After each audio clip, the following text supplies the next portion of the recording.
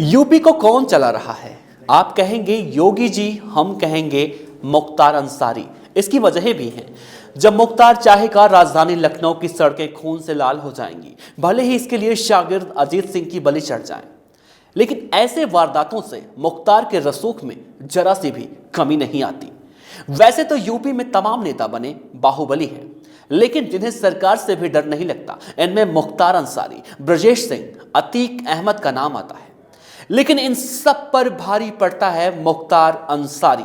UP के मुख्तार अंसारी की कहानी बहुत अजीब है। पुलिस जब जब बाहुबली पर हाथ डालती है, यह बाहुबली और भी खूंखार हो जाता है।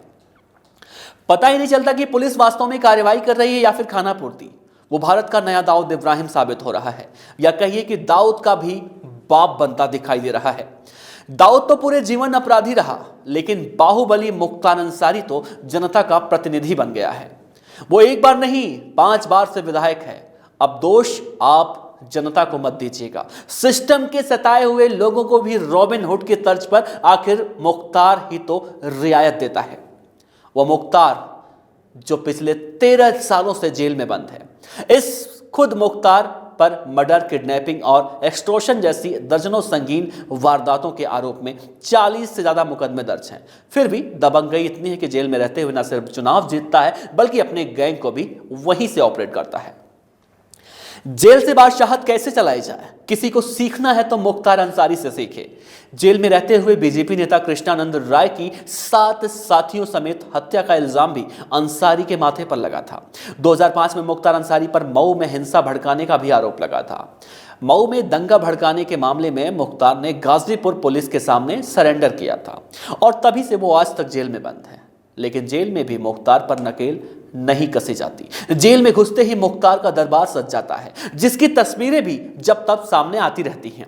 और इसी वजह से पहले मुख्तार को गाजीपुर में रखा गया और फिर वहां से मथुरा जेल भेज दिया गया। जब मथुरा से आगरा जेल और आगरा से बांदा जेल भेज दिया गया, उसके बाद से आज तक मुख्तार अंसारी को बाहर आना नसीब ही नहीं हुआ।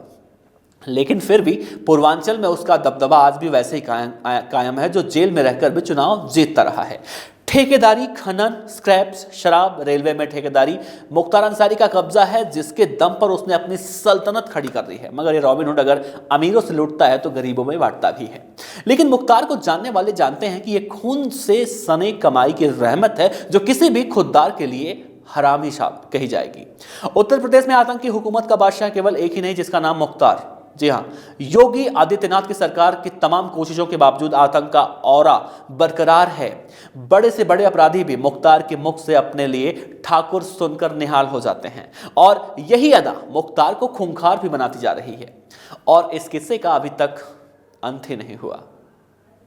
मुख्तार अंसारी आज भी जेल में बंद है और जेल से ही ऐसे चुनाव लड़ता है और ऐसे चुनाव जीतता है कि जैसे कोई बाहर रहकर भी नहीं कर पाता। तो मुख्तार अंसारी की अहमियत पूर्वांचल में कितनी है, उसका दबदबा पूर्वांचल में कितना है, ये खबर इस बात की बानगी करती है।